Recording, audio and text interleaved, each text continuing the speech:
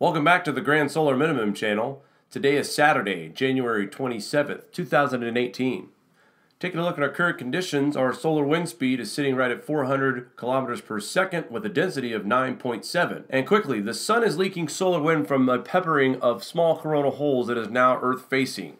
Taking a look at our sun, we have no sunspots to report on. That's 7 days in a row without sunspots in 2018, leaving the total at 14 days. Taking a look at the SDO, as you see, the sun is peppered with small coronal holes that is causing just a little bit of geomagnetic unrest for the time being. We'll keep our eye on this one. And taking a look at our TSI data from January 19th, 2018, it's reported at a 1361.18. Again, we went over last night during the Hangout. We have a new link to where we're going to monitor the TSI from now on. These numbers seem to be a little bit more tweaked.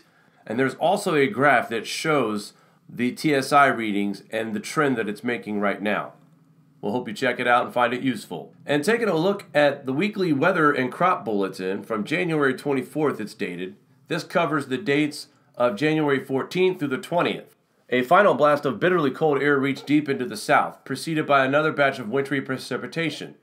The cold snap, which peaked January 17th through the 18th, held southeastern weekly temperatures 5 to 15 degrees below normal and threatened winter crops in Florida and Louisiana. Producers in Florida used irrigation, ice caps, to help protect crops such as citrus and strawberries, while growers in Louisiana monitored sugarcane for signs of freeze injury.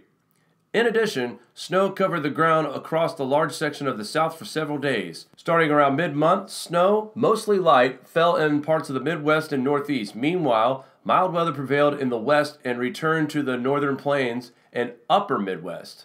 Weekly temperatures averaged at least 10 degrees above normal in parts of interior West.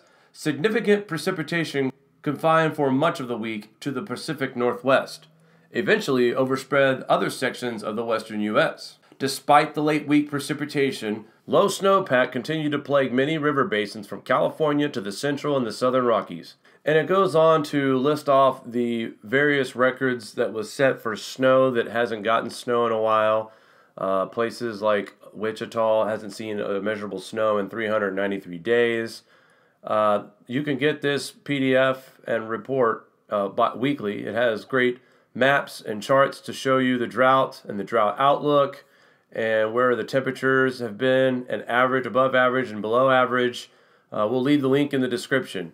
And now for other news, here's Mari.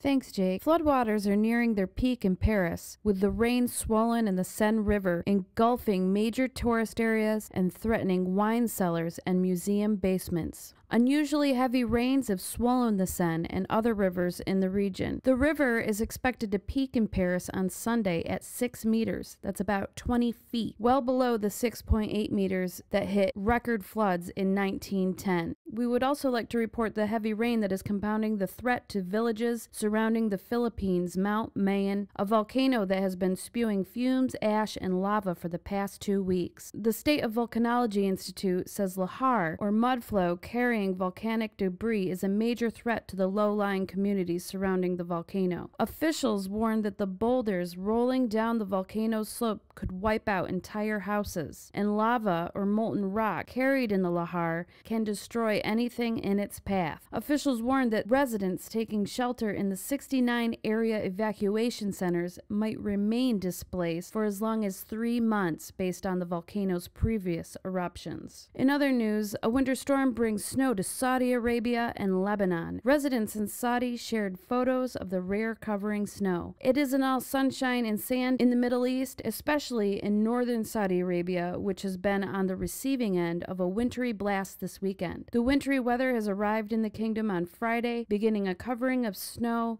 in the region. Snow also fell in Lebanon, covering east of Beirut. It is expected that the snowfall will continue from Saturday morning until Saturday afternoon. In January of 2016, snow was reported in the area between Mecca and Medina for the first time in 85 years. As always, we'll keep you updated. Thank you for tuning in to the Grand Solar Minimum channel. Please like and share.